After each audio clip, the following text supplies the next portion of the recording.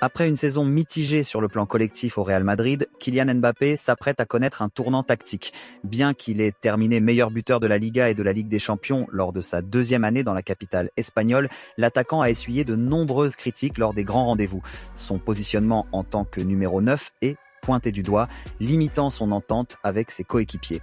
Selon le journaliste José Félix Diaz, le club madrilène a pris conscience que ce rôle de pur avant-centre ne convient ni aux joueurs ni à l'équipe. En conséquence, sous les ordres de José Mourinho la saison prochaine, l'international français, qui vient de briller avec un doublé contre le Sénégal au Mondial 2026, devrait retrouver son poste de prédilection sur l'aile. Cette réorganisation tactique soulève inévitablement une nouvelle interrogation: qui occupera la pointe de l'attaque madrilène ? L'été s'annonce ainsi particulièrement animé pour la direction du Real Madrid, qui devra trouver la pièce manquante de son système offensif. C'est désormais officiel, le Real Madrid a annoncé la signature d'Ibrahima Konaté, arrivé libre après l'expiration de son contrat avec Liverpool. Le défenseur central français de 27 ans s'est engagé pour 4 saisons, soit jusqu'en juin 2030. Après l'arrivée de Bernardo Silva, Florentino Pérez réussit un nouveau coup de maître sans payer la moindre indemnité de transfert au club anglais. Réclamé par José Mourinho, qui souhaitait un défenseur puissant et dominant, Ibrahima Konaté correspond parfaitement au profil recherché pour solidifier l'arrière-garde madrilène, aux côtés d'Antonio Rudiger et d'Eder Militao. Bien que le transfert soit gratuit, l'opération implique un salaire estimé à 12 millions d'euros net par an et une prime à la signature d'environ 20 millions d'euros, des chiffres largement inférieurs au coût réel d'un joueur de son calibre sur le marché. De son côté, Liverpool perd l'un de ses piliers sans compensation financière et devra rapidement lui trouver un remplaçant. Ibrahima Konaté apporte ainsi son expérience et sa puissance physique au nouveau projet de la Maison Blanche. Ailleurs, le Real Madrid prépare une offensive de grande envergure pour s'attacher les services de Michael Olise. Selon les informations du journaliste José Félix Diaz, le président Florentino Pérez considère l'ailier français de 24 ans comme la véritable recrue galactique de son nouveau projet, surpassant d'autres pistes offensives comme celle menant à Julián Alvarez. Le club madrilène compte passer à l'action après la Coupe du Monde 2026. Cependant, l'opération s'annonce particulièrement complexe.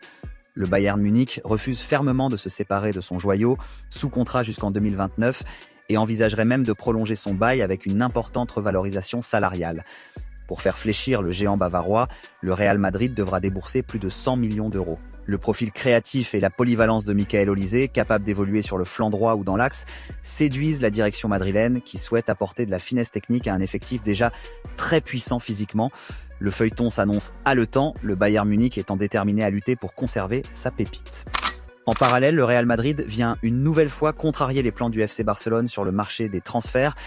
Selon la Gazzetta dello Sport, la direction madrilène a ciblé Alessandro Bastoni, défenseur central de l'Inter Milan et priorité de longue date du club catalan. Les deux clubs auraient déjà entamé des discussions autour d'un transfert estimé à environ 70 millions d'euros. Si ce montant a freiné les ardeurs du Barça, le Real Madrid dispose d'une plus grande marge de manœuvre financière et pourrait même inclure un joueur pour faire baisser l'indemnité. José Mourinho, qui souhaite recruter un défenseur de classe mondiale, hésite encore entre Alessandro Bastoni et Ruben Dias. Cependant, l'Italien de 27 ans possède un atout majeur, il est gaucher. De son côté, l'Inter Milan ne bradera pas son joueur, sous contrat jusqu'en 2028, mais pourrait céder en cas d'offre irréfusable pour financer son propre recrutement.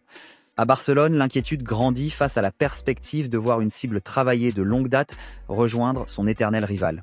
Le FC Barcelone fait face à un dilemme majeur pour son mercato estival. Selon les dernières informations, le club catalan a reçu une offre colossale de 100 millions d'euros en provenance d'Arabie Saoudite pour son ailier brésilien Rafinha. Des clubs comme Al Hilal et Al Nasser seraient prêts à offrir un salaire hors norme aux joueurs de 29 ans, actuellement liés au Barça jusqu'en 2028. Concentré sur la Coupe du Monde avec le Brésil, Rafinha refuse de prendre une décision avant la fin du tournoi. Du côté du banc blaugrana, l'entraîneur Hansi Flick s'oppose fermement à son départ, considérant le Brésilien comme une pièce maîtresse de son système offensif en raison de son intensité et de son pressing à la perte du ballon. Néanmoins, face à la situation financière très délicate du club, la direction barcelonaise ne peut ignorer une telle manne financière. Vendre un joueur pour 100 millions d'euros donnerait une bouffée d'oxygène au compte. Le choix final reviendra à Rafinha à l'issue de son mondial.